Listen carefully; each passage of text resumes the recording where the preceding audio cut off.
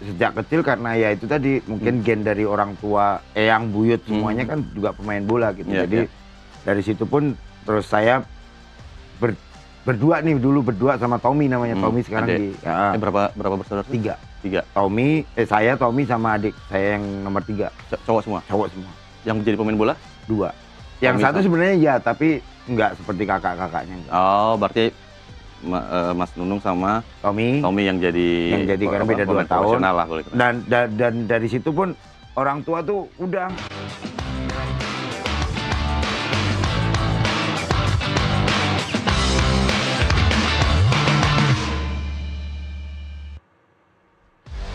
Halo Sportmania, kembali lagi di NTV Sportcast, podcast bola paling tinggi di tanah air, karena kita syutingnya di lantai 10 gedung NT Tower di Pulau Mas. Dan hari ini sebenarnya saya mau bahas Piala AFF ya, tapi udah banyak yang bahas, tapi udahlah, nggak usah kita perpanjang lagi. Yang pasti kita udah gagal di Piala AFF, gagal ke semifinal, dan ini menjadi pukulan berat lah bagi supporter Indonesia, dan udah banyak yang membahas, sampai-sampai kita juga kadang mikir, aduh enaknya di mana nih nonton bola, karena yang ini ngomong ini, yang ini ngomong ini. Yang pasti ya kita pahami adalah kita gagal di Piala AFF. Seperti apa kedepannya kita tunggu aja nanti hasil evaluasi dari PSSI dan pelatih baru John Hartman. Tapi hari ini saya akan bernostalgia dulu lah. Hadir bersama saya saat ini orang Solo, tapi bukan Pak Jokowi. Ada terkenal juga, ini Indrianto Nugroho, Coach Indrianto Nugroho atau Coach Nunung ya? Boleh. Apa kabar Coach? Baik, puji Tuhan, sehat Mas Marco. Sehat ya? Sehat. Kita udah bolak-balik ketemu di sini. Tadinya mau bahas AFF sebenarnya Coach, cuman aduh, udah di mana-mana udah pada bahas inilah itu ini. Kayaknya kita udah nggak kebagian tempat lagi, mau dari teknis, mau dari isu di luar lapas, semuanya udah ada, dan ya semuanya itu menggambarkan kekecewaan kan, seperti itu kan. Kita kecewa lah tentunya kita nggak lolos ke semifinal, bahkan di penyisian grup udah kalah gitu, udah tersingkir dengan pelatih baru.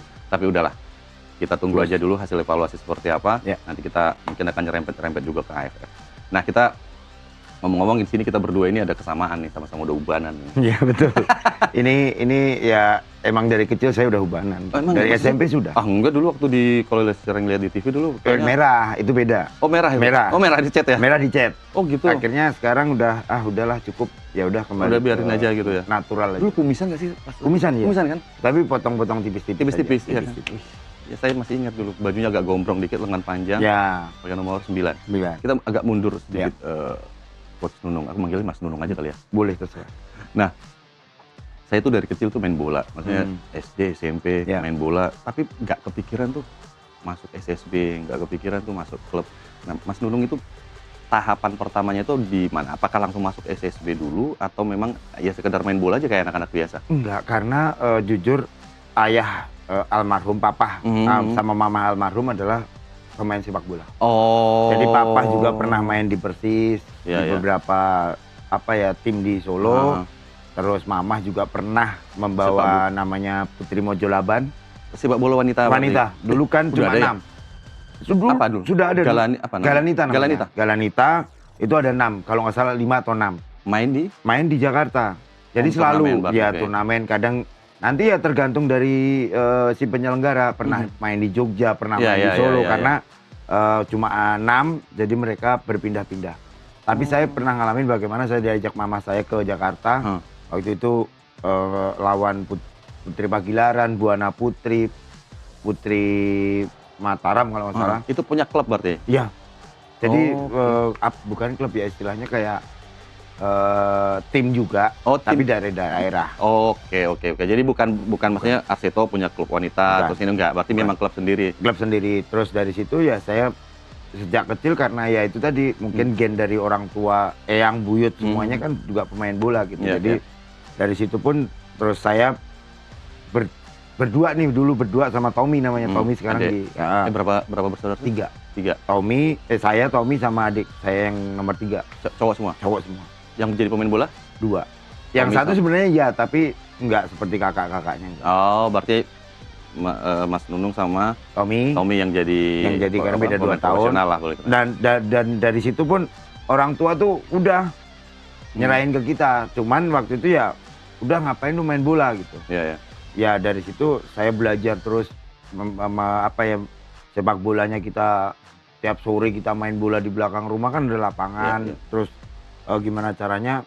Terus dulu kan ya maaf, TP kita kan baru 1 tuh. Iya, hitam manis lagi. Iya, terus hitam putih. Hitam putih. Nah, di situ nyarinya kan emang Seri A. Seri A, TVRI ya? Iya. TVRI. Nah, dari situ saya dalam hati suatu saat saya akan ke situ.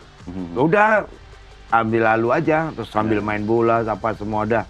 Setelah itu masuk SSB.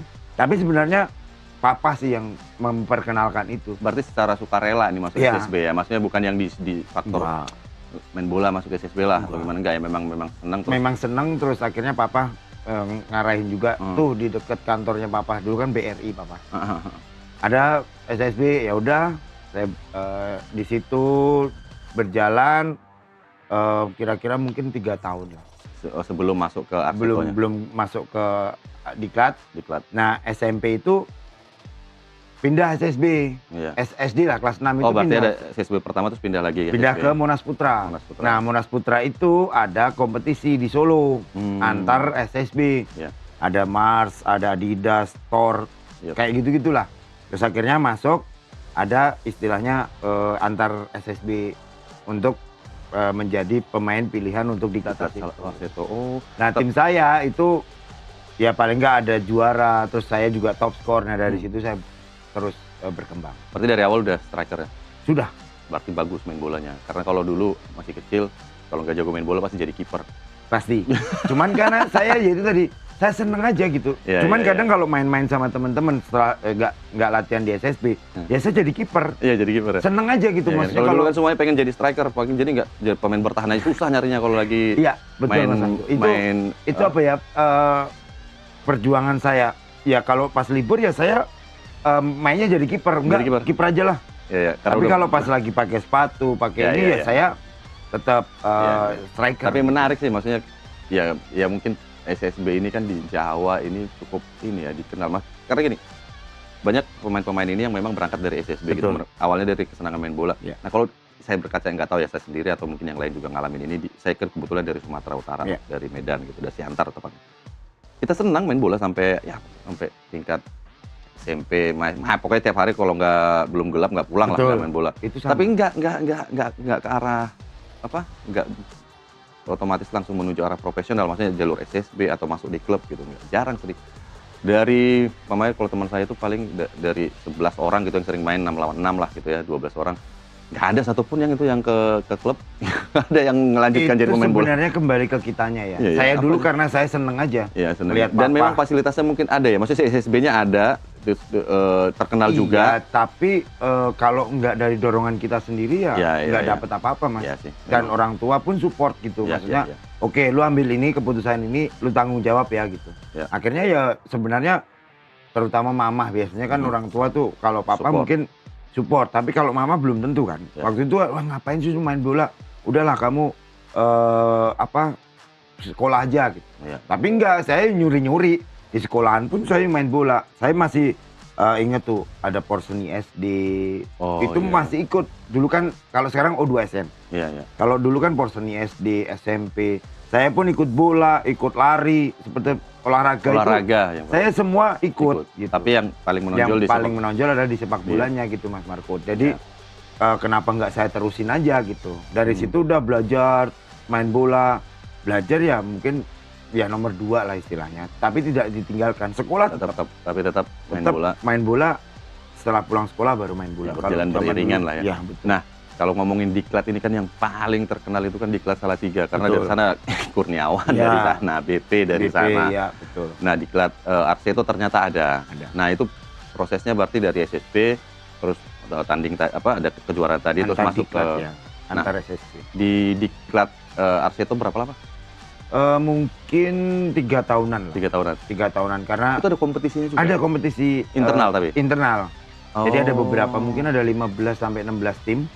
Itu memperebutkan piala di Arsito itu namanya. Jadi terus saya mungkin 2 musim saya selalu top skor dan akhirnya menjadi bagian dari Diklat Arsito itu. Itu tadi jalan menuju ke anak gawang di Betul.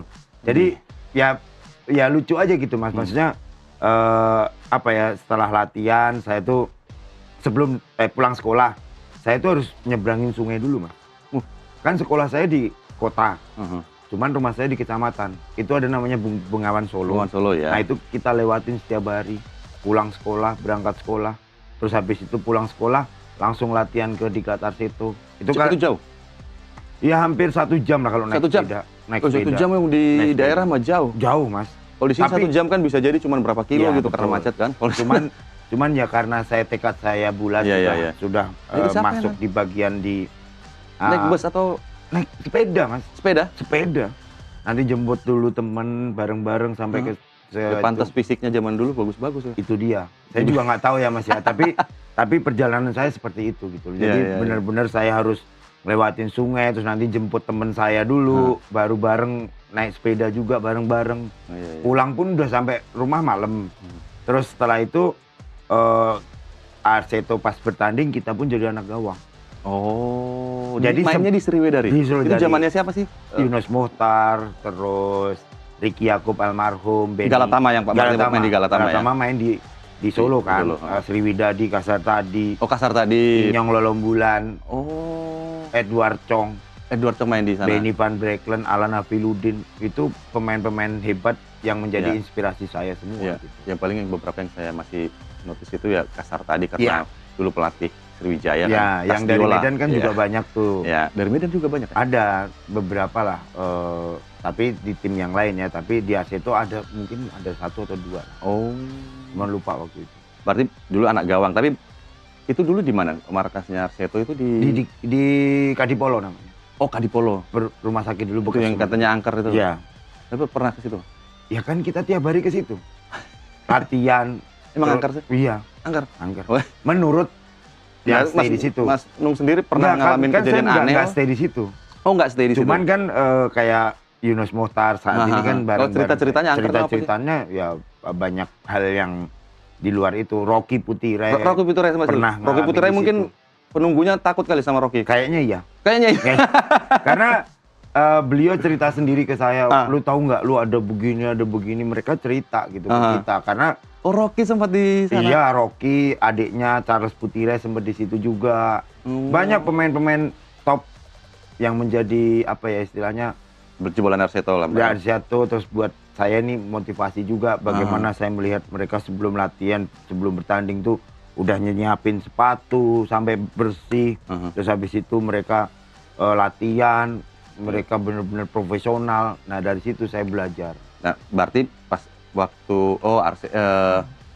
zamannya di Diklat itu Rocky udah di sana? Sudah. Jadi kalau pasti kan cerita nih, ya cerita-cerita horornya markasnya Arseto gitu, yang paling kan biasanya suka ada apalah gitu, maksudnya yang jadi ikoniknya di situ mungkin penunggu ini atau ini. Katanya yang menurut mereka ya itu tadi ada keranda jalan aja. Keranda jalan. Ke arah kamarnya dia. Itu bangsal ya? Bangsal. Tapi sekarang udah ini ya, udah rubuh sebagian atau sudah terawat? Sudah rubuh, terus sudah tidak terawat. Tapi lapangan masih dipakai. Karena ada SSB Arseto namanya. Oh. Ada Kesatria kalau nggak salah ya mungkin. SSB Arsetonya masih, tapi Diklatnya itu udah nggak ada. Diklatnya udah setelah Arseto bubar, itu udah nggak ada lagi. Ya akhirnya muncul kasus saya itu Mas Mar. Iya. Oh iya. Apa? ₹100. Transfer ₹100. Ya, Mister Cepet. Nanti ke sana. Ini kan soalnya perjalanannya kan ke Primavera dulu kan, baru ke situ kan. Betul. Berarti kan dari Diklat Arseto. Nah terus ada Suratin dulu Mas.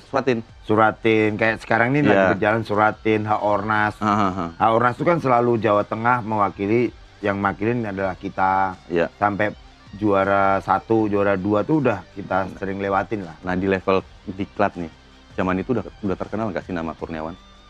Malah Kurniawan tuh bareng saya sempet SSB Fortuna sebelumnya. Jadi antara SSB se-Jawa Tengah. Dia SSB Wajar Magelang, saya SSB Fortuna bertemu di final. Ketemu di final. Oh udah ketemu tuh? Udah, cuman kita belum tahu. Tapi maksudnya nama di levelnya Diklat berarti kan usia berapa itu? Usia baru 14 tahun. 14-an tahun itu 14. Namanya udah ada belum sih? Udah terdengar belum ya? Nah terkenalnya ya di Primavera. Nah berarti ketemu nih antar SSB. Iya. Nah ketemu menang siapa? Waktu itu kalian menang kita deh. Kalau nggak salah ya, udah lupa tahun. Menang kita SSB Fortuna, kita juara. Cetak gol? Iya. Mas Nunung cetak gol? Saya 2. Kurniawan nggak? 1. Oh 3-1 apa 2-1 itu. Oh, tapi belum, ya masih sebagai lawan lah. Kan? Ya, Oke, berarti kan dari situ kan ini awalnya sebelum ke Primavera. Ya. Nah,